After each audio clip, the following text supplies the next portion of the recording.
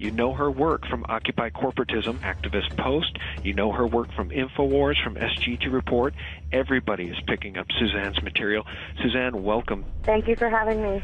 Suzanne, you're really a great writer. I really have to give you kudos on your research, your hyperlinks, your vetting, your information, and that's why everybody is picking up your articles, because they're very, very detailed, but you're talking about some very scary things.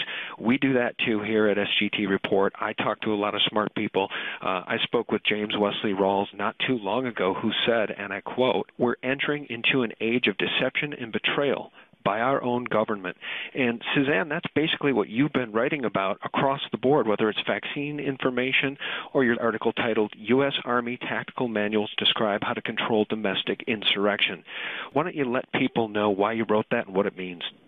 I wrote that because there's a bunch of articles that have come out. It started with Rex 84, and it's turned into a bunch of manuals and a bunch of executive orders that put in place martial law. And the military likes to perform war games, so that's why we're seeing military on the streets practicing. They are actually practicing. The tanks that we see on the streets and the National Guard patrolling neighborhoods and the practices that they're doing with our local police department, this is all in preparation for martial law, so that when they do actually lock down the country, they've got everything secured. People that don't run in these circles and to whom this information is new, Suzanne, they love to say that we're all conspiracy tinfoil hat-wearing nuts because we still live in a republic. But I think what we're starting to see, for anybody who is objective at all, is we're seeing a totalitarian system now unveil itself. And ever since essentially 9/11 happened, it's been more and more of these draconian measures that are leading us right down the road to martial law. What do you think will be the cause of the declaration of martial law? Will it be a financial collapse or something altogether different? We've seen a lot of false flags. What do you think would be the cause of martial law? Well, I had written an article earlier this week from a U.S. Marine informant and also a Deutsche Bank informant. And in 2008, we should have collapsed. We should have gone the way of Greece. The only reason why we didn't was because the global elite and the banking cartels put it off on the Eurozone and collapsed the Eurozone in order to gain sovereign debt. Sovereign debt is when you actually own the physical land. You don't just own the buildings. You don't just own the people and the money. They're extracting wealth so that the only thing that the governments will have left to give them is the actual land that they own. While they're doing this, they're amassing this wealth in order to redirect it toward martial law endeavor, and not just in America, but globally. They want to lock down every country and force us into global governance, eventually force us into a global reserve currency that is like the Bancor that the IMF has been pushing. So in 2008, when Hank Paulson went to the Congress and said that they had to bail out the banks for $700 billion or martial law would be declared, they weren't lying. They went ahead and passed that, and they gave this money to the Chinese. But the Chinese, since then, have been backing their currency, their fiat currency, in gold. And China's been doing this, India's been doing this, and Russia's been doing this. Okay, so this is just to confirm that I'm here trying to make a mortgage payment in cash. I have $1,380 sitting in front of me for a $1,371 mortgage payment, and Bank of America is rejecting a cash payment of my mortgage. Sir, here in Lakeport, California. Is that correct? So you need to turn that off. Is that correct? You need to turn that off, sir. This is what I've just been told. Bank of America has just refused to accept my mortgage payment in cash and is insisting on a kind of a wire transfer. Apparently, in America, cash does not pay the mortgage anymore, is what I'm being told today in Lakeport. If you go back in history, the reason why we went after Gaddafi was because he was presenting the dinar, which was a gold-backed currency that he was getting together with other countries like in Africa. He was going to subvert the global reserve currency, which is the U.S. dollar, and destroy its complete value by backing it with gold, because the central bankers haven't dealt in gold since 1934. So in order to avoid all of this, the central bankers are going after Iran right now, and that's what this war is about, to try and stop India and China and Russia from buying Iranian oil with gold. Because if they destroy the global reserve currency, which is the U.S. dollar, then what we're going to have is we're going to wake up one morning and we're going to be like Greece. And that's going to cause complete panic in this country. So since they already set off the financial time bomb in the Eurozone, they know that it's just a matter of time before it hits our shores. So they're preparing for it. That's why we see all the movement on the streets. People are seeing tanks being moved in Burbank, California. They're seeing in their forested areas, they're seeing police, military, escorting them off the property. National forested lands. This is public land, supposedly. By the way, it's owned by UNESCO, and it's a World Heritage Site, so it's actually owned by the UN. But anyway, people are seeing military on their streets. In Anaheim, California, they announced that because of the protest, it was a state of emergency, which I feel is a code word for martial law. I think they're trying to beta test to see if they can go ahead and lock down the country by doing it incrementally through different stages, causing problems, problem, reaction, solution, causing problems in cities, and then go ahead and locking it down and seeing how it works, kind of like a war game. One thing I forgot to mention was through the Deutsche Bank informant, I was alerted to the idea that they're going to possibly create like an internet virus that would attack the banking system, you know, like they're using Flame and Susnet. And there's a new cousin of these two that is going around Iran. Mm-hmm. And what they would do was, on a Friday afternoon, they would say, well, we have to shut down the banking system because there's a virus in all the banks. You won't be able to use your ATMs over the weekend, but on Monday morning you'll be fine. Well, if you hear of anything like that, you have 72 hours before they roll out martial law. So wait a minute, Suzanne, you're saying that if you see anything like that in the news media or otherwise, you have 72 hours? Why don't you repeat that, help people understand what that means?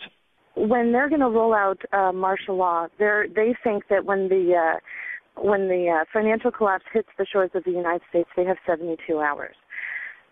So with my Deutsche Bank informant and talks with other people in the alternative media, my contacts, I just think that it's possible that a scenario like this, I'm not saying that this will happen, but a scenario like this, and it would give you something to look for, a little red flag to look for. Let's say that the banks all say that there's a virus in all the banking systems, all of the banks, and they have to shut down, like on a Friday. We know that the Obama administration loves to do things on a Friday afternoon or when we're celebrating New Year's Eve. So Friday afternoon, they would say they're going to shut down the banks and get rid of this virus over the weekend. And on Monday morning, everything would be back up. Over the weekend, you wouldn't be able to use your ATM or pay any bills online, but everything will be fine on Monday morning. That is your red flag. You have 72 hours from that moment to do whatever you were planning on doing, get to wherever you were planning on getting to, hunker down whatever you were planning on hunkering down, because they're going to unroll martial law in 72 hours from that moment, whatever scenario they intend to unroll. And I believe that it has to do with the banks, because they're stealing money from us left and right. In fact, I've gotten reports from insiders that they're taking money out of private checking accounts. They're also stealing heirlooms. The Bank of America has stolen heirlooms out of people's safety deposit boxes and ship them from one coast to another, and then claim that they didn't know that it wasn't that it was this customer's property, and then they'll send it back, but they never do. They're trying to squeeze out as much money as possible. And with MF Global and John Corzine, that was a beta test to see if they could take secured customer funds and get away with it, and they did. They're coming for our private checking accounts next. They're looking for as much money as they can to fund this not only domestic but global police state. So like I said, if you hear of anything with the banking industry, and I personally think it might be a false flag with an internet virus or a virus in the banking system as far as their computers go, then you have 72 hours from that time to go ahead and do what you were planning on doing. Wow. Well, I mean, we don't know if that will happen, but if it does, if people see these signs that Suzanne just talked about, Suzanne, you may have just saved some lives. I mean, for those who live in inner cities, in big cities, in scary places, be it downtown Chicago, New York, L.A., you may have saved some lives. People can get out if they have 72 hours. If they don't have but a couple of hours and there's traffic jams, they're not going anywhere. That's really frightening information. Let me ask you this. In your article from earlier this week, titled DHS and U.S. Military Make Final Preparations Before Announcing Martial Law, about 6 paragraphs down, you wrote, the acquisition of armory by the DHS and contracts for bulletproof glass for checkpoint booths to be positioned strategically throughout the nation on public highways have heightened awareness that the U.S. government is preparing for a well-planned domestic military action. DHS armored vehicles have been sighted on highways in Kentucky and across the country, I might add. I guess what I'm wondering, Suzanne, from your expert view, do you think that the military could actually lock down this country? We're geographically gigantic. They had a hard time locking down Baghdad. The reality of this is that the PSYOP, I think, is against the people, to get the people to stand down before any of this ever happens.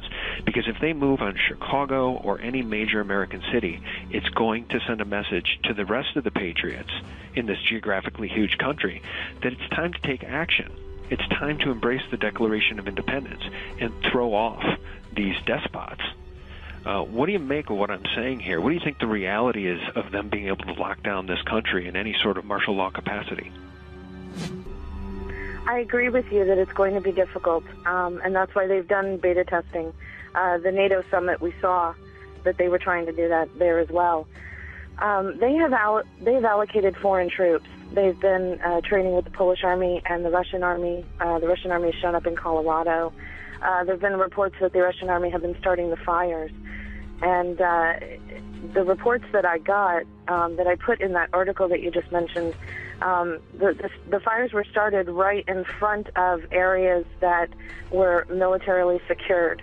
So it's my understanding that they might have been starting the fires to try and get people out of the way, get people moved out of the way so they wouldn't see what they're doing. DHS has contracted independent contractors to cover up the holes for the underground bases that they're building. So their use of foreign troops, which goes right back to Rex 84, back in the early 80s, I don't think they're going to have a problem. They're going to bring NATO forces onto the streets and to work with them, and that doubles or triples their military capacity. I think they're going to definitely try this. I think they're going to use foreign troops along with them. The foreign troops also serve 2 purposes. They're extra security, and also if something does happen, well, they can blame it on the foreign troops. You know, they can say, oh my God, the Polish army was here. Oh, the Russians were doing this. We should go and get the Russians now. Yeah, I think what this government is now doing with these false flags with what I'm calling these false flags that we saw in Aurora and in Wisconsin, is they're doing their level best before martial law happens to disarm the people. What do you make of what I just said there, and what do you make of what I'm calling false flags in Aurora and Wisconsin, Suzanne? They are definitely false flags. James Holmes had ties all the way going back to his grandfather with DARPA and mind control techniques, and he was studying mind control. He worked with the Salk Institute on mind control and flicker fusion, which is where they insert images into the screen while you're watching television or even on a website, and it moves so fast that only your subconscious picks it up. In Aurora, his apartment was booby-trapped with homemade bombs.